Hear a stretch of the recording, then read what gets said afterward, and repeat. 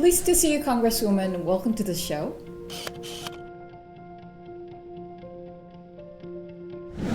How did you view the APEC summit results? How would you grade the outcomes? I think the agreement is a win-win for both the United States and South Korea. I'm really glad that President Donald Trump and President Ijian were able to finalize which I think is a realistic and concrete deal that builds upon the existing KORUS FTA.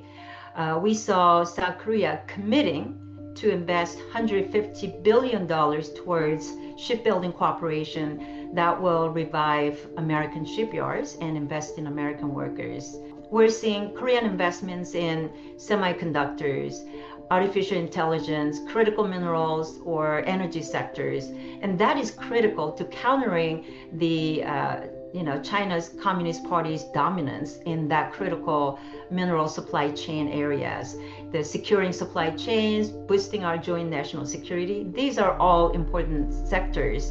I look at it as a win-win too, as I mentioned, and this is only the beginning, right? The real challenge will be how are we going to implement it so that the provisions that's included will be carried out to both sides agreeing to ensure, because from the United States perspective, we want the South Korean investments in the United States to help our existing economic relationship. I don't want to say misunderstanding, but because we all know the people that were apprehended at the time in early September, they were here legally with the valid visas to stay in the United States. They just didn't have the right type of visa to allow them to work. We need to find a long-term solution, and that is providing certainty for our long-term FTA partner and ally, that is South Korea. That is why I've been consistently pushing for the Partner with Korea Act. This will create the E4 15,000 highly skilled working visa category. And this is with the assurance that the positions that the E4 visa holders will not be replacing the works that the American workers can easily fill.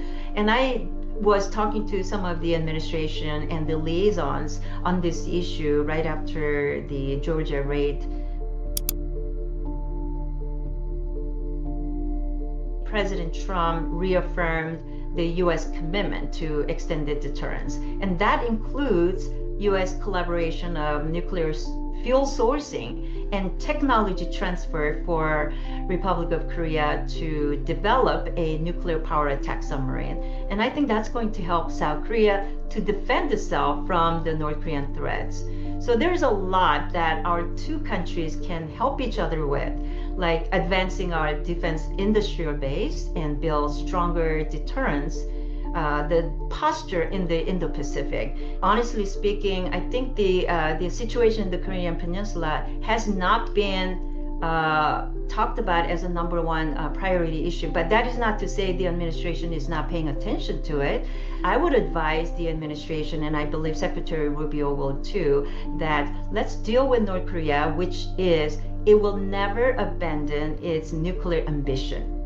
Then we look at North Korea for what it is and start the discussion from there. As such, I think for right now, what we need to do is we need to help our ally, which is South Korea. And that I believe is what we just talked about in the agreement, that while we protect the sensitive technologies, transfer or materials that will remain strictly under US control, we are going to help South Korea with the nuclear, capability if it's needed.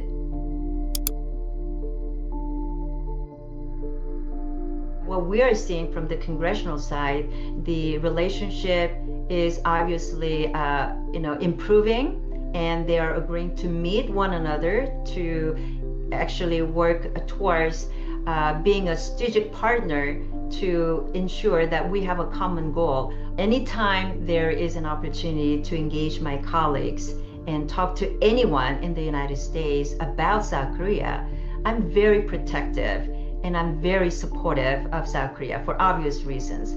And so when it comes to South Korea and the relationship between the United States, obviously I'm very pro. So for anyone who is saying that I'm very anti South Korea, I think that is very, very wrong.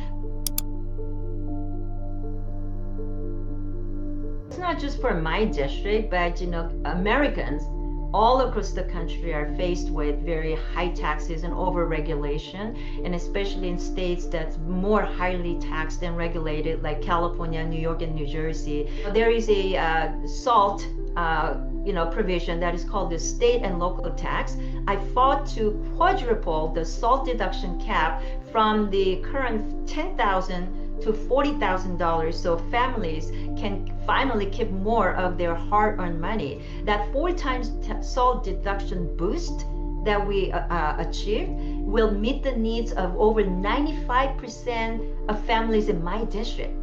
This will also help small businesses to also take the SALT deduction up to that point. So we're protecting small business owners, and we're also providing stability for entrepreneurs facing high costs in states like California. That was clearly Governor Gavin Newsom's game of gerrymandering monopoly. What that happened was it redrew all the congressional district, just the congressional district, not the state Senate or Assembly or anything else. So this was clearly a gerrymandering effort to, take the Republican representation off the map of California. As a result, there are about 4 or 5 Republican seats at risk, including my district, which will be affected greatly. Nevertheless, I remain committed to representing my community and my district in Congress. I want everybody to know that I have been a long-time fighter and I've been a trailblazer for my community. I'm fighting to strengthen the U.S. national security and make sure the sun never sets on the American dream.